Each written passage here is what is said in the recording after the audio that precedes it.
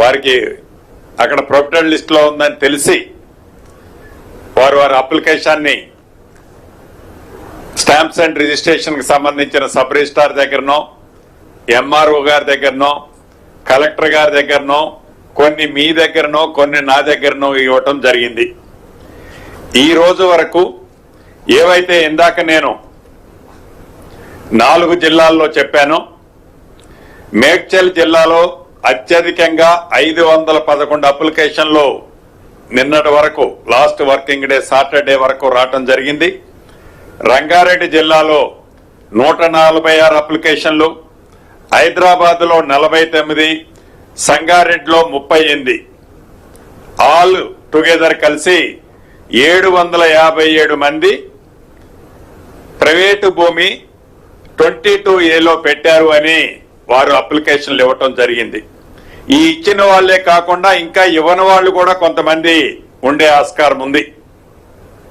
ఎందుకంటున్నానంటే, ఏదైతే గడిచిన 2 వారాలు ప్రతి వారము రెగ్యులర్ గా మీ ద్వారా కొంతమంది ప్రత్యక్షంగా నాకు ఫోన్ చేసిన వాళ్ళు, గౌరవ లోకేష్ గారు కానీ, రాజీవ్ గాంధీ గారు కానీ, గౌరవ కలెక్టర్లు చెప్తున్న దాన్ని బట్టి నా దృష్టికి వచ్చిన దాన్ని దృష్టిలో ఉంచుకొని ఈ రోజు జరిపిన మీటింగ్ కాకుండా గతంలో 2 టైమ్స్ గౌరవ జిల్లా కలెక్టర్లు, రాష్ట్రంలో ఉండే ఈ శాఖలకు సంబంధించిన ఉన్నతాధికారులు, అదే రకంగా డిఆర్లు డిస్ట్రిక్ట్ రిజిస్ట్రార్లను కూడా సమావేశాలు ఏర్పాటు చేసి దీని మీద విధి విధానాలు కొన్ని ఆ రోజు గ్రౌండ్ రియాలిటీ ఏంది, రియల్ గా అసలు 22A ఎందుకు వచ్చాయి, ఎలా వచ్చాయి, దీనికి కారణం ఏంటి అని లాస్ట్ 2 మీటింగ్స్ లో వారికి కొంత హోంవర్క్ ఇచ్చి ఈ రోజు ఉదయం 9 గంటల నుంచి మధ్యాహ్నం 1:15 వరకు సుదీర్ఘంగా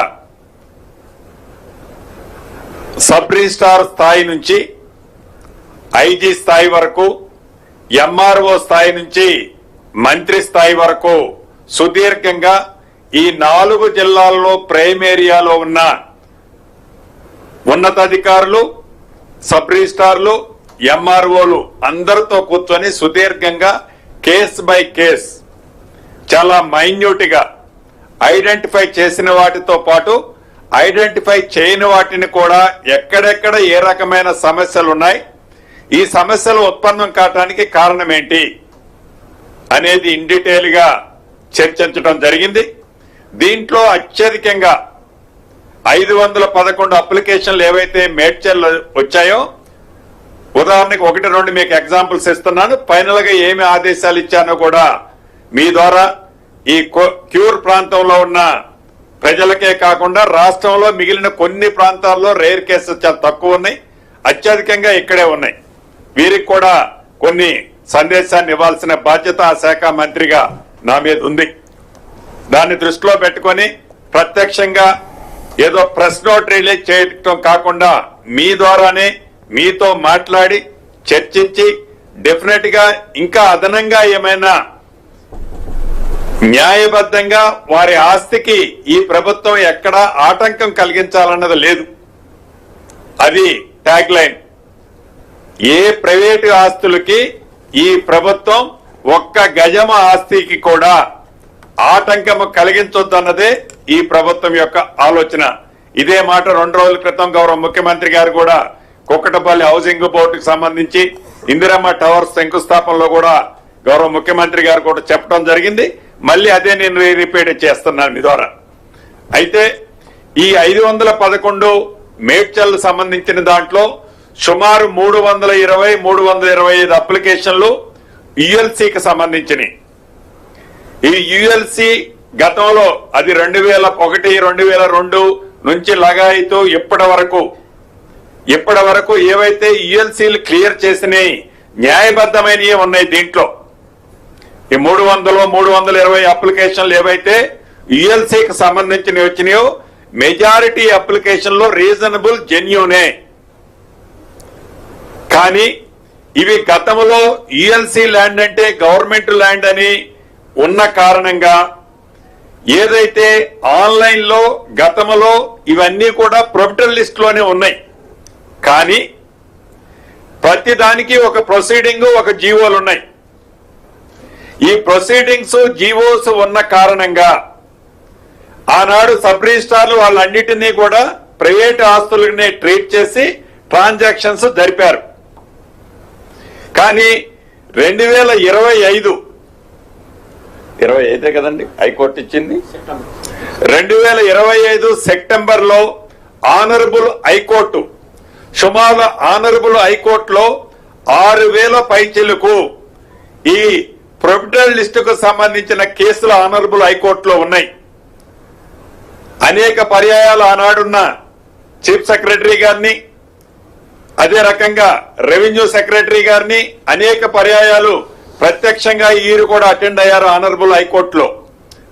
ఫైనల్ గా లాస్ట్ గా మీరు ఏవైతే ప్రొబిటరీ లిస్ట్ లో ఉందని చెప్తున్నారో ఆ లిస్టు మొత్తము రీసెంట్ గా మీరు కోర్టుకి కాపీ సబ్మిట్ చేస్తూ మీ రిజిస్ట్రేషన్ అథారిటీకి ఆ లెటర్ లో కమ్యూనికేట్ చేస్తే ఈ కేసులన్నిటినీ మేము ఇక్కడ డిస్పాచ్ కొట్టేస్తామని ఆనరబుల్ హైకోర్టు చెప్పడం జరిగింది.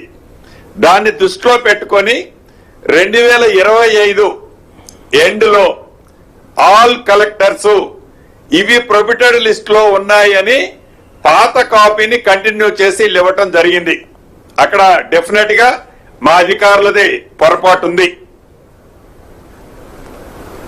ఆ పొరపాటు ఏందయ్యా అంటే ప్రీవియస్ గా ఇచ్చిన ఆర్డర్స్ జీవోలు గాని మెమోలు గాని వివిధ సెక్టర్ లో ఏవైతే ఇచ్చారో వాటిని డిలీట్ చేయాల్సి ఉండే.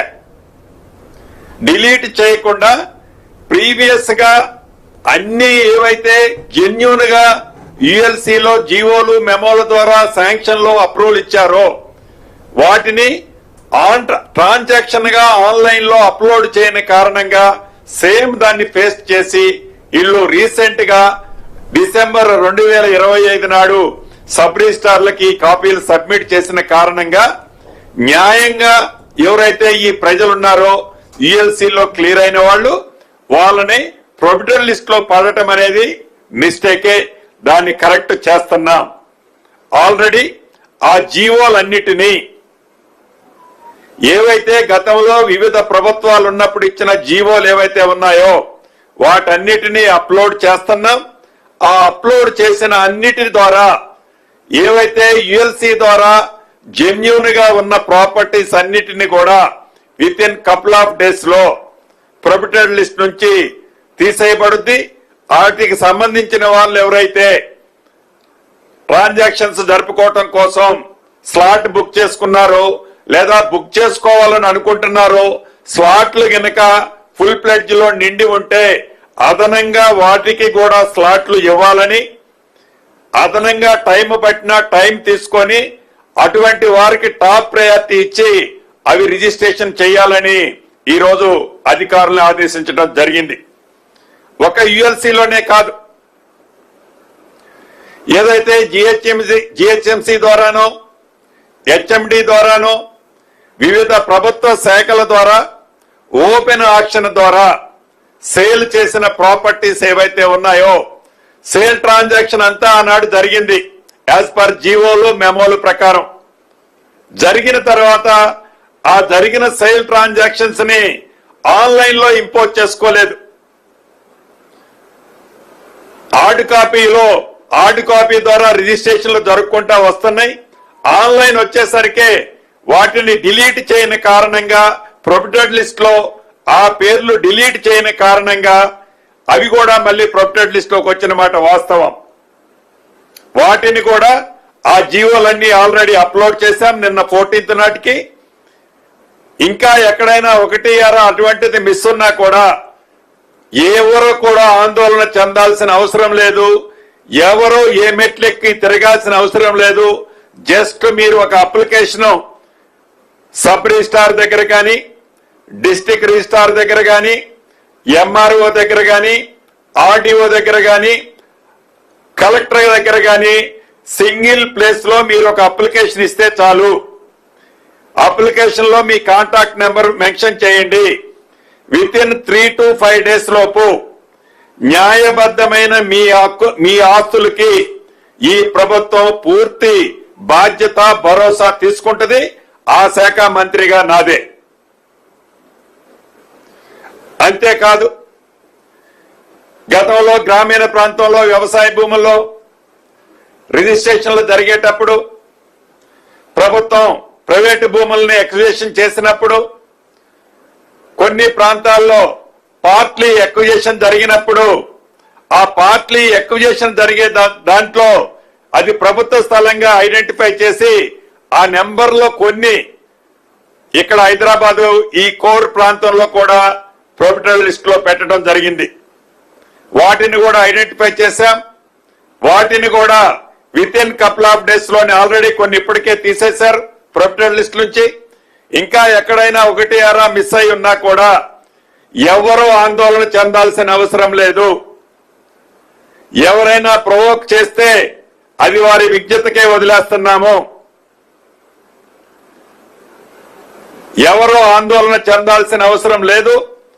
న్యాయబద్ధంగా ఎవరైతే ప్రైవేటు ఆస్తులు ఉన్నాయో వాటన్నిటినీ తప్పకుండా విత్ ఇన్ షార్ట్ స్పెల్ లోనే వాటిని ఆ ప్రొబిటరీ లిస్ట్ నుంచి తీసేయటమే కాకుండా వాళ్ళ ట్రాన్సాక్షన్స్ ఏవైతే ఉన్నాయో అవన్నీ యాజ్ పర్ ప్రైవేట్ సెక్టార్ లో చేసినట్టు ప్రీ హోల్డ్ నుంచి సేకరించి వాటన్నిటినీ చేయటం జరుగుద్ది. అదే రకంగా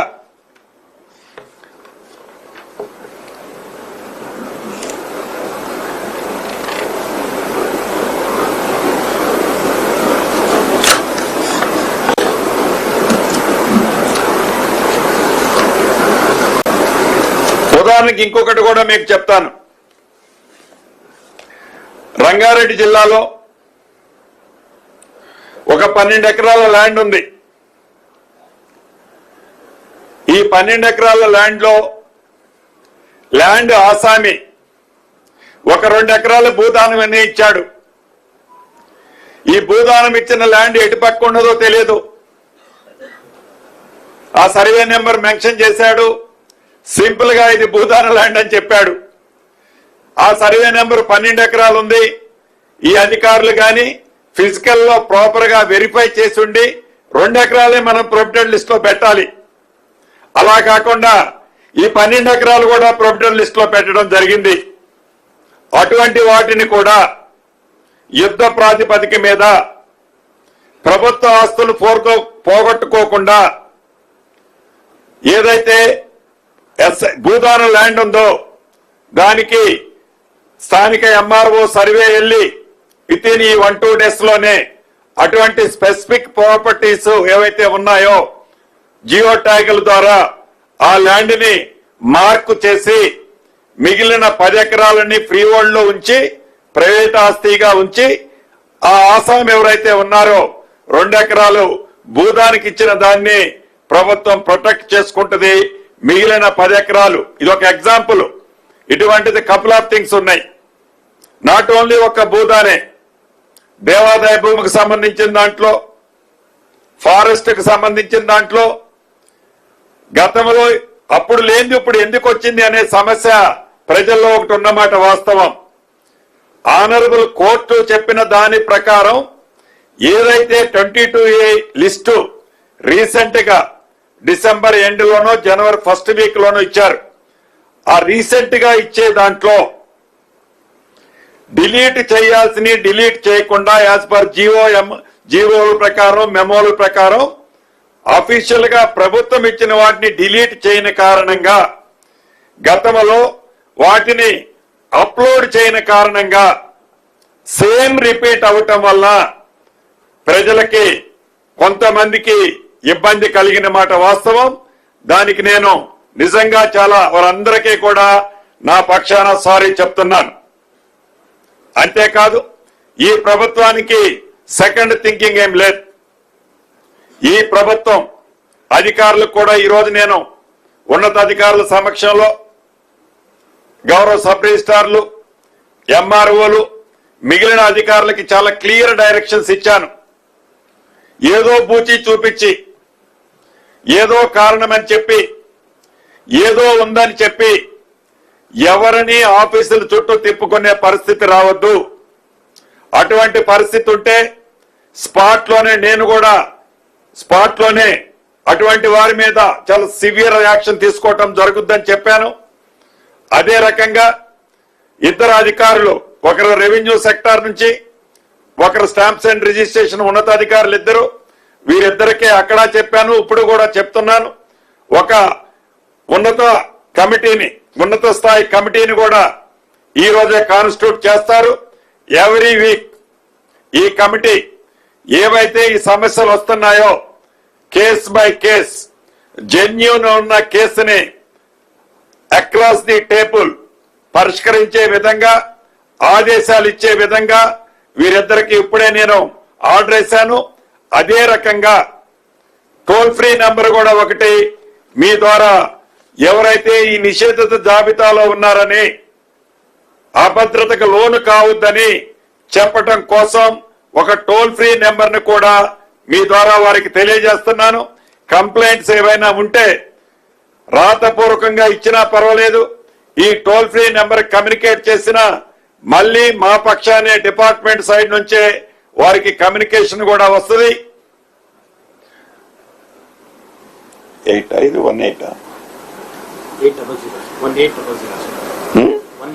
1 ఉండదు అనుకుంటా, ఉంటుందా? 11 ఇప్పుడు స్పీడ్ న్యూస్ చూద్దాం.